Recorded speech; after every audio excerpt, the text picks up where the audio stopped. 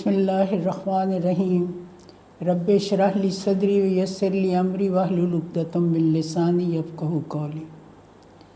معزز سامعین، میرا آج کا موضوع ہے خدمت خلق۔ شاعر نے کیا خوب کہا ہے، تمنا درد دل کی ہو تو کر خدمت غریبوں کی، نہیں ملتا یہ گوہر بادشاہوں کے خزینوں میں۔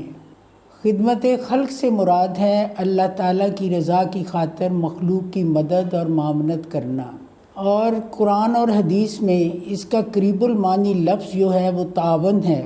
خدمت خلق کا دائرہ بہت وسیع ہے۔ خدمت خلق کا مفہوم سمجھنے کے لیے ضروری ہے کہ اس کے روح کو سمجھنے کی کوشش کی جائے۔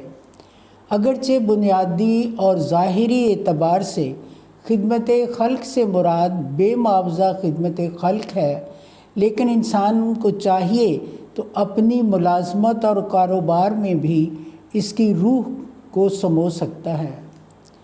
مراتب اس کے بہت زیادہ ہیں۔ خدمت خلق کا اعلیٰ ترین درجہ یہ ہے کہ دوسروں کی خدمت کے لیے دل اس طرح بیتاب ہو گویا اپنی خدمت کا اسے خدمت کا ایک نادر موقع ہاتھ آیا ہے۔ اس جذبہ کے ساتھ اگر وہ راستہ کے درمیان سے ایک کانٹا بھی دور کر دے تو وہ اس کا اجر اس کو بہت زیادہ ملے گا اور اس کا صلہ جنت ہے۔ خدمت خلق کی دنیا بہت وسیع ہے۔ دل کی خیر خواہی سے لے کر میدان جہاد میں سر کٹانے تک خدمت خلق کے بے شمار فضائل مقام آتے ہیں۔ اگر کوئی معذور آدمی کوئی انجام نہ دے سکے تو خلق خدا کے لیے دعا مانگ کر ہی خدمت خلق کا حق ادا کر سکتا ہے۔ خدمت خلق کی روحانی خدمت بھی ہے۔ روحانی خدمت بدنی اور مالی خدمت سے بھی بڑی ہے۔ برائی سے بچانا، نیک راہ پہ چلانا روحانی خدمت ہے۔ نبی اکرم صلی اللہ علیہ وسلم نے فرمایا کہ تیرا مسلمان بھائی چاہے ظالم ہو یا مظلوم تو اس کی مدد فرما۔ ایک صحابی نے رسول مقبول صلی اللہ علیہ وسلم سے عرض کیا کہ مظلوم کی مدد تو کی جا سکتی ہے لیکن ظالم کی مدد کیسے؟ آپ صلی اللہ علیہ وسلم نے فرمایا ظلم سے بچاؤ، یہی اس کی مدد ہے۔ آپ صلی اللہ علیہ وسلم کا فرمان مبارک ہے، اگر انسان کسی مجبوری سے حاجت مند کی مدد نہ کر سکے تو اسے چاہیے اور کسی شخص کو اس کی سفارش کر دے۔ آپ صلی اللہ علیہ وسلم کا فرمان مبارک ہے، خود نیکی نہ کر سکو تو کسی اور ہی کو سفارش کر دو۔ خدمت خلق کا رتبہ بہت زیادہ ہے۔ خدمت خلق کا اسلام میں بہت بلند مرتبہ ہے۔ قوم کا سردار ان کا خادم ہوتا ہے۔ خدمت کے فیض میں سب مخلوق شریک ہے۔ خدمت خلق کا فیض اللہ تعالیٰ نے سب مخلوق میں عام کیا جا سکتا ہے۔ اس سے مسلم، غیر مسلم، امیر و غریب اور حیوان و انسان جس کو ضرورت ہو مستفید کرنا چاہیے۔ خدمت خلق کے درجات بھی ہیں۔ پہلا درجہ ہے مستحقین کے مدارج ہیں۔ ان مدارج میں یتیموں، بیواؤں اور معذوروں کا بہت خیال رکھنا چاہیے۔ جناب رسالت مآب صلی اللہ علیہ وسلم کا ارشاد مبارک ہے، بیواؤں اور مسکینوں کی مدد میں کوشاں رہنے والا ایسا ہے جیسے اللہ کی راہ میں جہاد کرنے والا، یا ساری رات بھر عبادت گزار اور دن بھر کا روزہ دار۔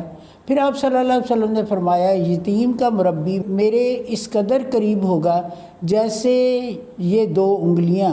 خدمت خلق ارباب و اقتدار کے اندر بلند مرتبہ اور مال و دولت کے ساتھ تکبر کا بہت بڑا خدشہ ہے۔ اسے دور کرنے کے لیے ضروری ہے کہ حکمران طبقہ وقتاً فوقتاً جو ہے خدمت خلق کے بعض عمومی امور میں حصہ لے، اور اس کا ایک فائدہ یہ بھی ہوگا کہ ان کو دیکھ کر عوام میں بھی خدمت کا جذبہ پیدا ہوگا۔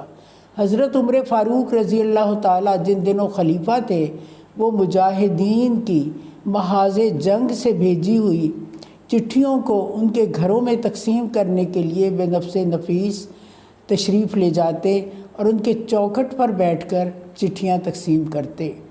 خدمت خلق کی کچھ شرائط بھی ہیں۔ اثار ہے، خدمت خلق کے ضروری ہے کہ انسان کے اندر اثار کا جذبہ پیدا ہو اور یہ وہ اپنی ذات سے دوسروں کو ترجیح دے۔ احسان دوسرا یہ ہے کہ احسان نہ جتلائے، احسان جتلانے سے دوسرے آدمی کو صدمہ پہنچتا ہے۔ تو نبی اکرم صلی اللہ علیہ وسلم کا ارشاد مبارک ہے، احسان جتانے والا خسارہ مند ہے۔ مطلب یہ ہے کہ مراد یہ ہے کہ اس کی نیکی اکارت گئی اور گناہ لازم ہو گیا۔ اس کے بہت سے ثمرات بھی ہیں۔ نبی اکرم صلی اللہ علیہ وسلم کی احادیث سے ثابت ہوتا ہے کہ جب تک بندہ اپنے بھائی کی مدد میں مصروف رہتا ہے، اللہ تعالیٰ اس کی مدد میں اس بندے کا مددگار رہتا ہے۔ پھر ارشاد فرمایا، جب تک جس نے مسلمان سے تنگی دور کی، اللہ تعالیٰ نے قیامت کے روز اس سے بھی تنگی دور کر دی۔ پھر آپ نے فرمایا کہ اللہ تعالیٰ تمہیں ضعیف لوگوں کی مدد کے لیے ہی کہ عوض ہی رزق دیتا ہے اور مدد کرتا ہے، اور جس نے اللہ کی راہ میں جہاد کرنے والے کا سامان تیار کیا وہ گویا جہاد میں شریک ہو گیا۔ جس نے مجاہد کے بعد اس کے گھر والوں کی خبر گیری گی تو اس نے جہاد میں شرکت پائی۔ حضرت صحیح مسلم میں یہ روایت ہے، حضرت علی کرم اللہ وجہہ کا قول ہے کہ جنت اس شخص کے کوشش میں رہتی ہے جو اپنے مومن بھائی کی حاجت روائی کرتا ہے۔ اس کا حوالہ کنز المال میں ہے۔ قوم وقتی طور پر زوال کی زد میں آ جائے تو یہ ہم پہ لازم ہے کہ اس قوم کے حالات کو سنوارنے کے لیے اپنی زندگی وقف کر دی جائے، جس طرح آج کل پوری امت مسلمہ میں جو بھی ہے وہ یہ سیلاب کی صورت ہے، تو اس میں ہمیں پورا تعاون اور مدد کرنی چاہیے۔